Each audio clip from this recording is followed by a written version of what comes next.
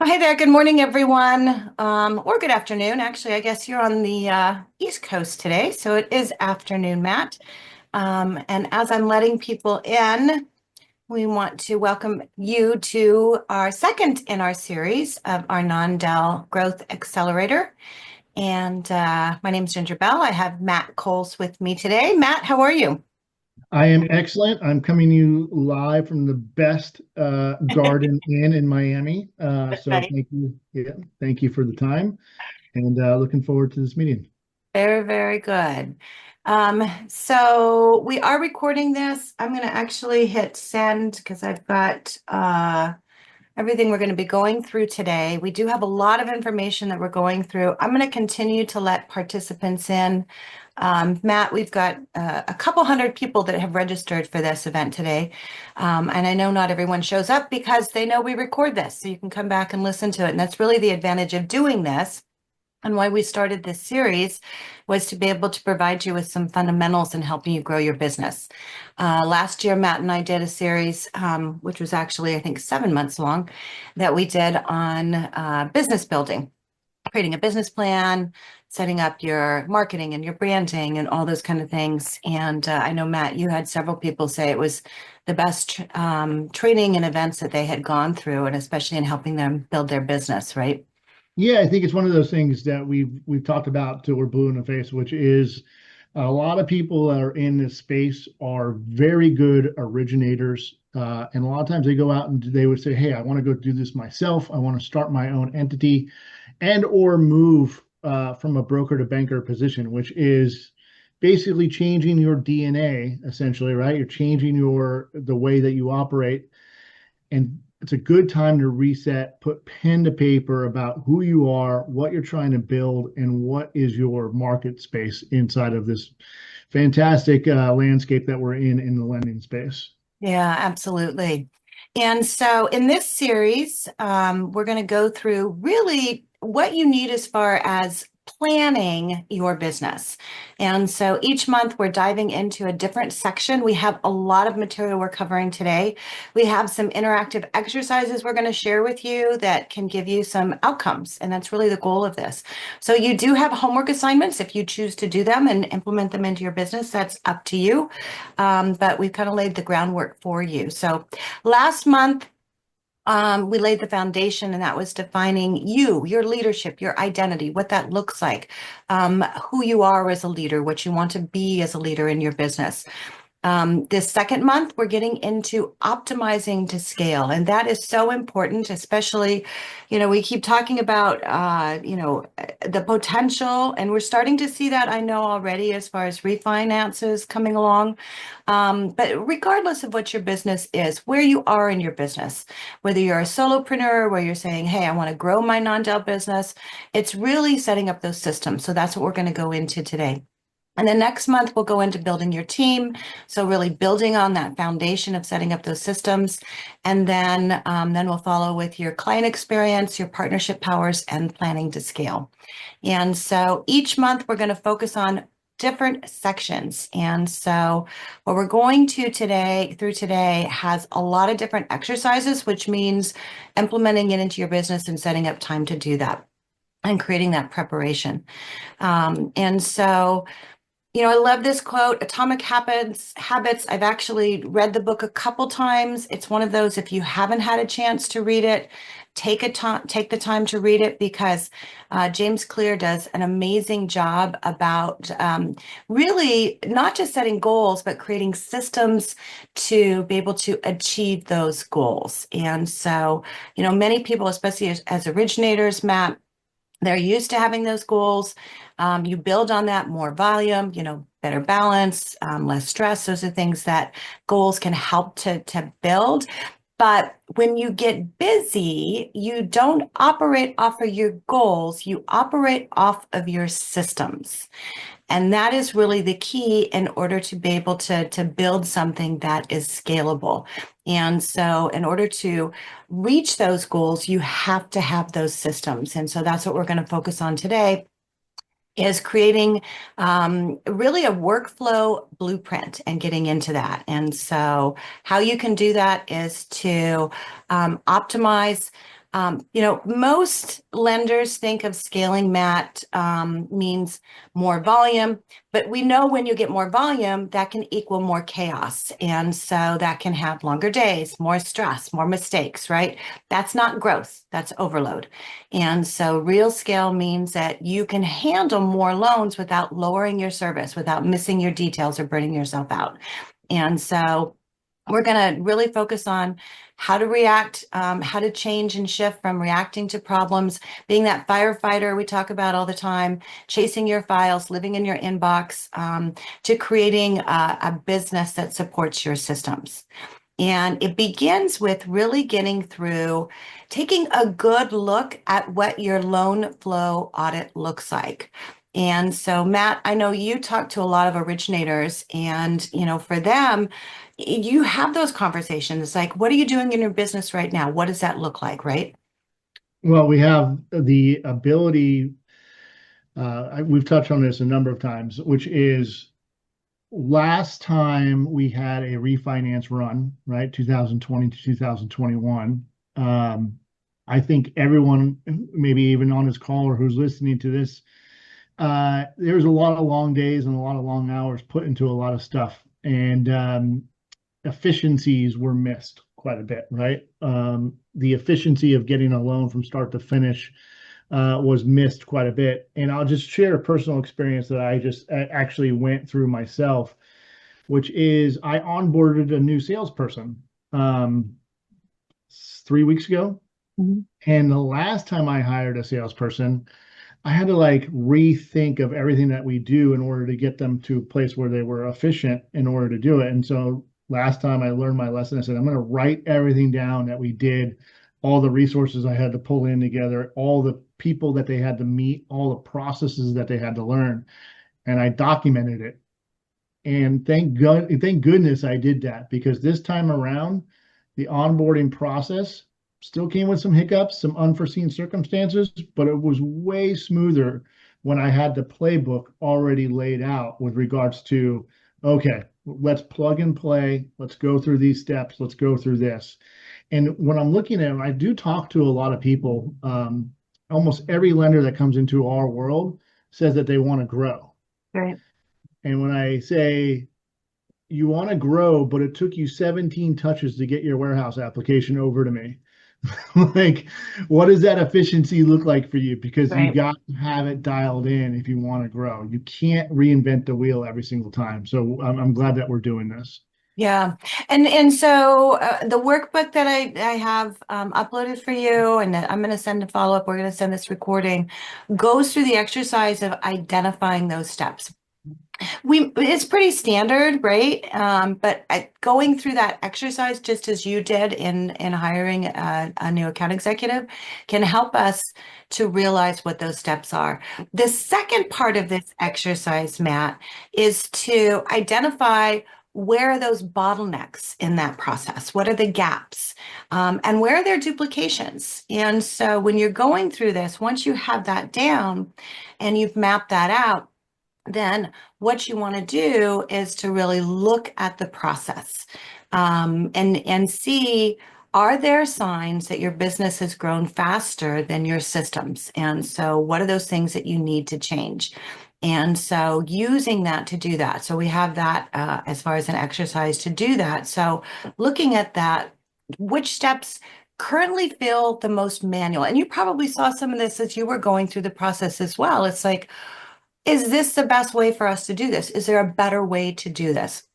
Also going through and being very honest with yourself, where do the files most often get stuck, or where do they get delayed? And so looking at those bottlenecks and identifying what's causing them can help reduce that friction. And you have to look at, if someone else had to come in and run the process tomorrow for you without you having your experience, your expertise, you can jump in there, you can do it. Where would they struggle? And I have this as a real life example, because we have a very busy lender with us over here at the FirstFunding side that had one person that was responsible for ordering their advances in the last 3 years, I think, is how long they've been a partner with us. That person did all the training, got efficient with the system, and then left. Just cold turkey left, right? And so someone else had to pick up that work, and it was, I don't know what I'm doing. I have 10 things I got to do, blah, blah, blah. And it was just very challenging to recreate the documentation. We were obviously able to train to it, but it was the stress level and the anxiety that came that morning when they actually had things that had to get advanced out that they weren't ready for. So not having it properly documented was a severe challenge to the business. Yeah. And it's important to take the time to do this, because when you do this, it will help you as you grow to be able to hand that off. And I know I had created a business during COVID, and had scaled it to a good size. It was growing a lot. I was ready to sell it. And so that was one of the things, Matt, I had to do in order to take myself out of the business, is go through, what are all the steps? What am I doing? What's the team doing? Where are those, gaps? And if someone were to come in and buy my business, and that's something to think about too. It's like, what's your succession plan? So can you step out of the business yourself and it'll run on its own? And so that's really the opportunity for you to do this. Well, Next thing, go ahead. the bottleneck comes with a lot of self-reflection, right? Yeah. Because if you are the bottleneck, you need to find a way to figure out that part pretty quickly. I talk about that. One of the things that we have to do over here is we have to do credit analysis for new applications. And so I was the bottleneck. All of a sudden, I started seeing our numbers decrease with regards to new applications that were getting processed. And then I realized, oh, it's me. I'm taking 12, 13, 14 days to get these applications off of my desk. So I had to find a process that was way more efficient. And that's where there are a lot of self-professed control freaks in our industry, right? And you got to look at it and say, okay, I got to coach to get this off my desk. And once you do that, you'll realize that more efficiencies beget other efficiencies. Yeah, and it'll free up your time too, and sometimes it's getting over that ego that we have and that control that you talk about, that sometimes somebody else does it better than you if you have the systems in place, which brings us to the next part, is putting those tools in place. So what are the tools that you're having or that you are not having that can help you scale? And so going through looking at that, what are you using for your CRM? What are you using for your e-signatures, for your VOEs, for your LOS integration, for your client communication, all those things? What are you currently using? And is there an upgrade needed? Is it really working? Is it working well? Are you using it? Are you working with it? And so, the tool you truly rely on day to day, and it's not the one necessarily that you should be using. It's not the one you used to use, but honestly, it's one that helps you with your whole system. And there's so many tools. AI has changed things so much, Matt, that we can automate a lot of these things. And so now is a really good time to be able to look at that and say, okay, do I need to upgrade this? Do I need to change it? Do I need to get rid of it? Do I need to add something? And so once you have that whole process done, figured out where the bottlenecks are, then getting into what are you using of the tools right now and what do you need to add? The CRM piece, I'm going through this myself right now, which was we transitioned to a new CRM 14 months ago. Yeah. And we thought we built it out pretty good, built in some cadences and communications that were going out. And then about 4 or 5 months ago, when I finally took a peek back into it, there was a log jam. Communications weren't going out, right? So as a manager, my first reaction is my sales team is not doing the CRM as it was coached to. My sales team is not doing what they're supposed to in the sales cycle. Take a step back, get feedback, and all of a sudden I realized that the system we built wasn't the most efficient for the sales team. Shocker, right? In a CRM, that happens. Got their feedback, and we're working towards making that progress so that it does become a more efficient tool for them. I think oftentimes, at least from my seat, what ends up happening, if there's resistance when there's a change, and I am a very much a person who says, let's try it this way for 30 to 60 days. Mhm. If it's still a problem day 61, let's all agree that we'll come back and try to figure out a better solution. But at least let's try it, right? And what ended up happening is we let it go too long. It got all jammed up, and now we need to kind of just go back and tweak it a little bit. It doesn't need to be burned down and started over. It needs to Right. be tweaked. Yeah. Which brings to the next area, which is the integration challenge. And so most lenders don't lack technology. We have a lot of technology.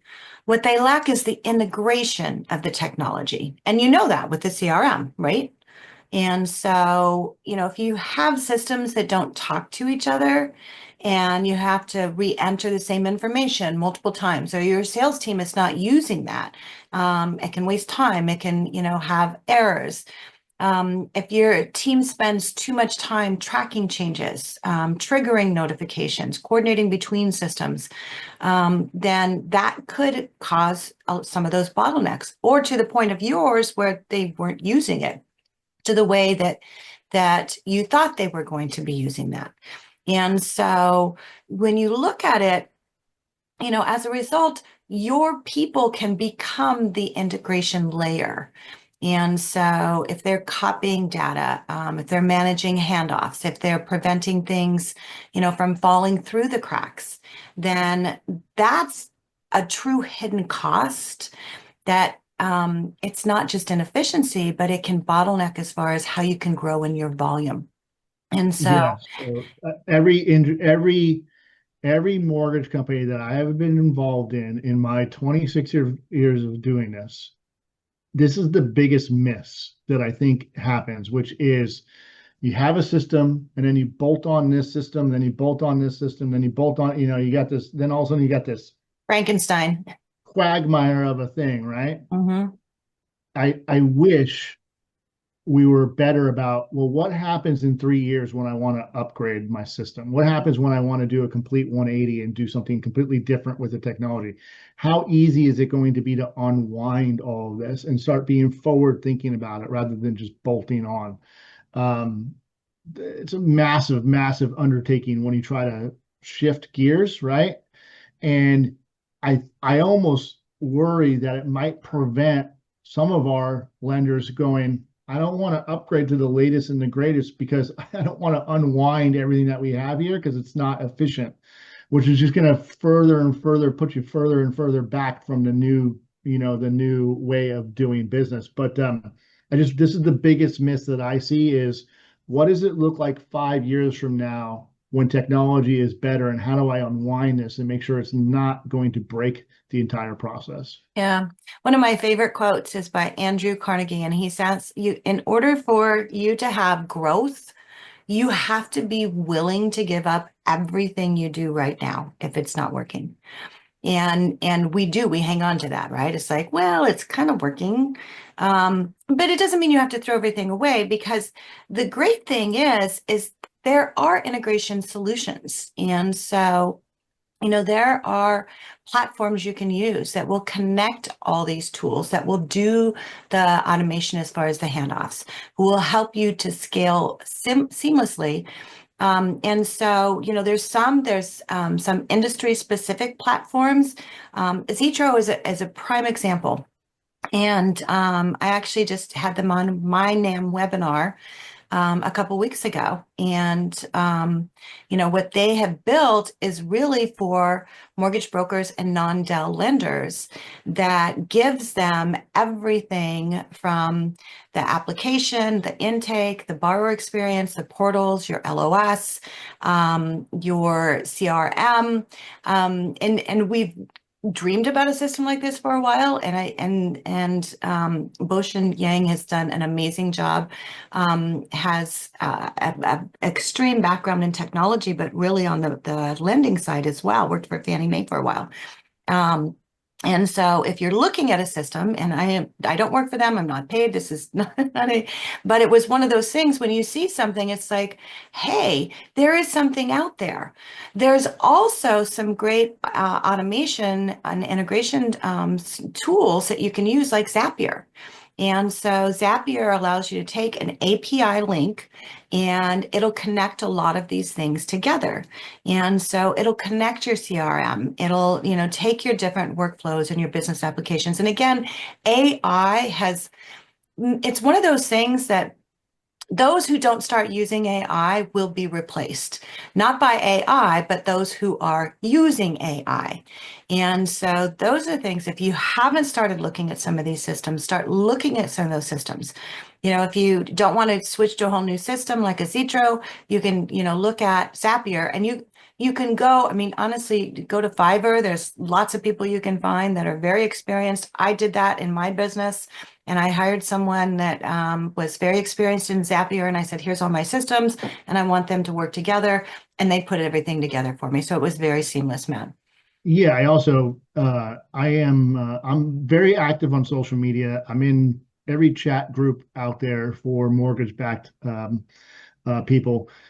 Be very careful about crowdsourcing ideas also. Like, hey guys, what are you using for CRM? Yeah. Everyone's got an opinion, okay? And I see some people that are giving their opinion, and I go, you close 7 loans a year. What are your opinion is not being asked, right? Yeah. So make sure I love the community that we have in mortgage space. It's amazing what has been growing in the last several years where we can open ourselves up and ask for opinions, but just make sure that you are getting the opinion of someone that you value, that does the business that you want to do business as, that has the same model as you. Just crowdsource a lot from the right crowds, essentially is what I'm trying to say. Getting an opinion from everybody is going to just drive you nuts, and it's not going to be efficient for maybe the way that they do business. If you are a brick and mortar in one state, that is different than a call center working in 47 states. The need is different, the opportunity is different. So you just want to make sure you're customizing it to your own experience. Exactly. Which brings us to, what is your goal? And so, you need to look at you for you, how your business is now and where you want to go to. So you want to really look at building for the scale, like you said, building, 4 or 5 years down the road. What does that look like? And so the number one goal is a unified workforce. I mean, workflow. That is really it, to where you have that down. You want to have fewer touch points. And so you want to make sure you don't have those manual handoffs. And then the bottom line is you want time savings. And so the less time that you have on data entry, on duplication, and the more time you have on system coordination, then the better off you're going to be. And so those are things, the result shows up once you have this done in very practical ways, because more consistency, it's better for the borrower experience, it's faster processing times, which means you can do more loans, and then it's fewer surprises and fewer fire drills. And so it's really worth taking the time in order to do that. It's the So, 10x, right? Gender that we talk about, right? Like what yep, happens if all of a sudden we 10x our business, which is very possible for a lot of people in the year ahead. There is yeah, we are seeing producers in our world today that are going from 3 to 5 units per month to 30 to 50 per month, and are struggling with the efficiencies that they need to do. And how do I see it? All of a sudden, I see longer turn times on their warehouse line. I see, more post-closing errors than in the past. All that costs money. That's real dollars that is costing them money because of the inefficiencies that they built in the beginning. They weren't ready for the 10x growth yet, and it will cost you money if you don't do it right. right. And so once you've laid the process, once you have the idea, what you're using right now, then what you want to do is go through and start mapping your technology out and looking at where it's working. So going through that loan flow technology audit, not just the steps, but where does that technology fit in. And so there's a place in the workbook, Matt, that we've created that's an exercise, and it's about making sure that your technology actually supports how your work gets done and where your growth, where you want to be at. And so you need to look at for each step in your loan file. You're identifying the main tools that you use, any manual workarounds, and we always have those. So what are those? And then whether it really works at scale. So as you do this, you want to watch for the three things: the manual follow-up, tool overlap. So is there redundancy in the tools that you're using? Can you eliminate something? And are they true time-saving tools, or are they just something you have into your technology stack? So looking at that. So manual follow-up, and sometimes I think we don't recognize manual follow-up, Matt, but it means that the system is not doing its job. So if you're having to come in and do something manually, then your system is not working. And so you want to really look at, what can fix that? Why is that happening? Tool overlap means that there's complexity in what you're using without any value. So you can get rid of something, maybe put that money towards what you're needing to take care of the manual follow-up. And then the time-saving tools, that's the goal. That's what you want to get to. Fewer touch points, more consistency. And so this is not a time to go in and fix anything. What you want to do is just map it out. Just take a look at it and be very honest as you're looking at it and getting some clarity, because that clarity will allow you to build better systems. It's also important, sorry, Ginger, it's really important here, and I'm very guilty of this myself, is thinking that you know the process at a high level, where instead of asking the people that are actually doing the process and asking them what the process is. And so one of the failures of the CRM conversion that we did was I said what I wanted and I built this out as I wanted it. But then when I went back and asked the sales team, is this the right process? I saw all kinds of holes that I disregarded, not by any menace by myself. I just didn't realize the sales team handled it a little bit differently, right? So actually asking the people to map it out that actually have to do the work is a very critical step of this. Yeah. And sometimes too, even for your sales team, and until they get into it, they may not know either. And so even though you do make a change, or you identify something and you put something in, come back and check on it. Is it working? And if it doesn't work, as you've already identified, then don't be afraid to just make a change, make that adjustment. So the next step, now that we have everything done, is to create that SOP, your standard operating procedures. And so when you're looking at this, your documentation for a standard operating procedure is just not for today. It's for the future. It's that training. It's for someone that you may not have hired yet. And so if you're putting your SOP together and it only works when you explain it, it's not done. And so this is important for you to recognize. And Matt, I went through this when I had to get ready to sell my business, because I had to set up my SOPs to where I was taking myself out of the business. So there was nothing I could do in it. So I truly had to make it to where there were instructions as I sold my business and I handed it off to the person who bought my business. They could go through and read those instructions and say, oh, this is how it works. And this is how and it was, trust me, it was labor intensive. But once I got it done, it's like, wow. And I could get myself not only out of the business, but actually sold the business. And so that's what you need to think about when you're putting this documentation together. It's step-by-step instructions. It's written. It's not a verbal. It is written with basic industry knowledge. So someone can pick it up and they can follow that. And they can follow it without asking questions. It goes into your specific tools. It talks about your timing. It talks about who owns that.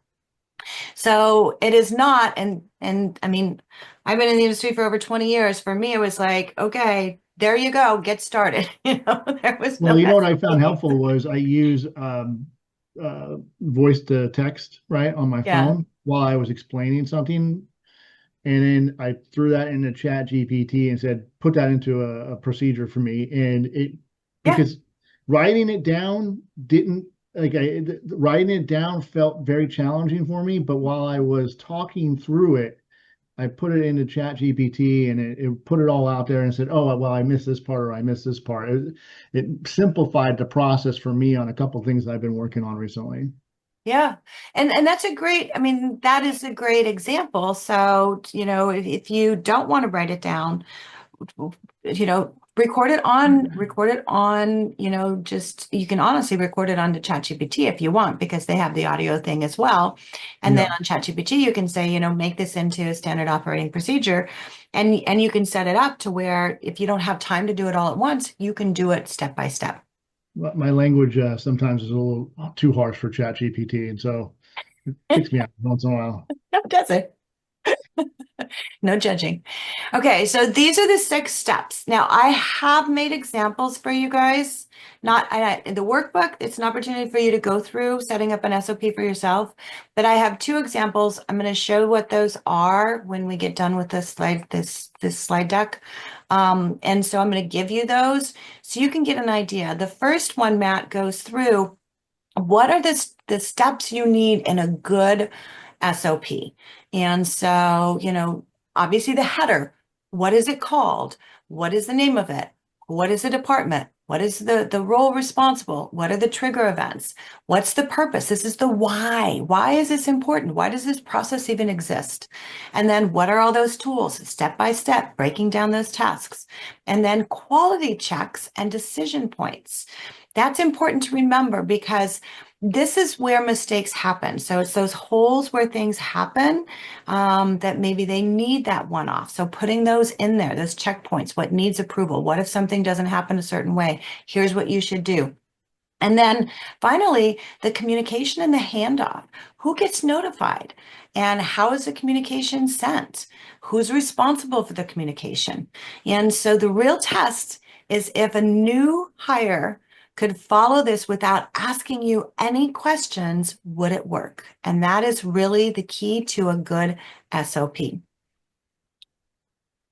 So how do you get this done? Okay, fine. Ginger, Matt, I'm busy. Got files, building a business.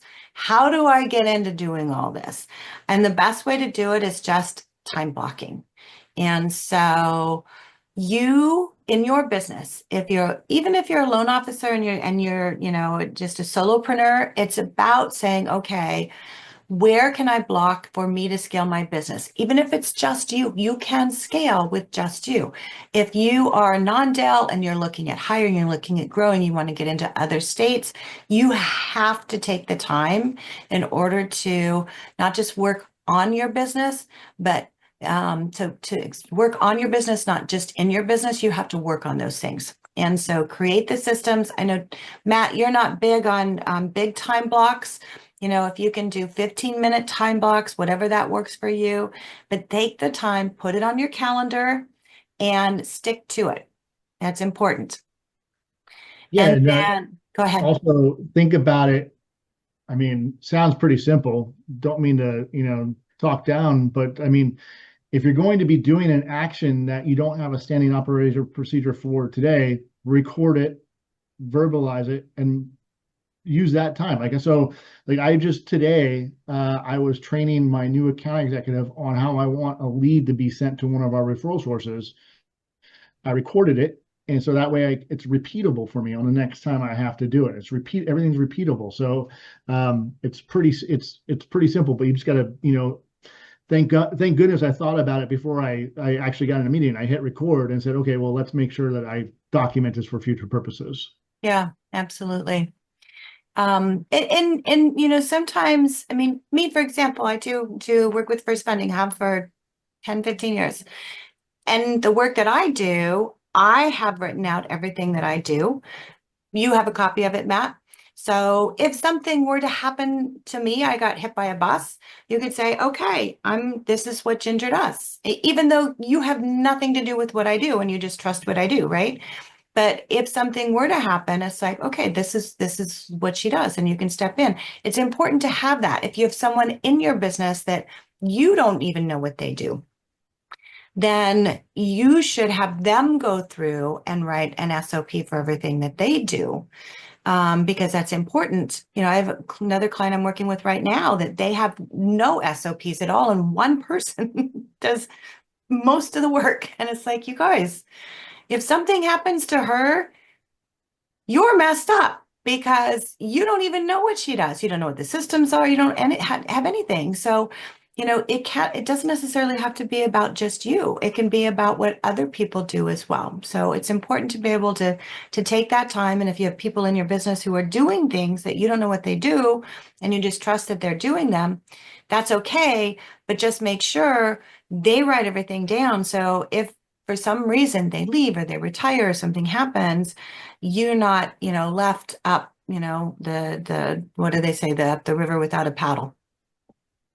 The succession planning is, I don't know, Ginger, I don't remember it being such a big part of the process of what corporations try to do, you know, in the past, but it has definitely been on my radar for the last 4 or 5 years. Mm-hmm. Every company I've worked for has been very, very focused on succession planning.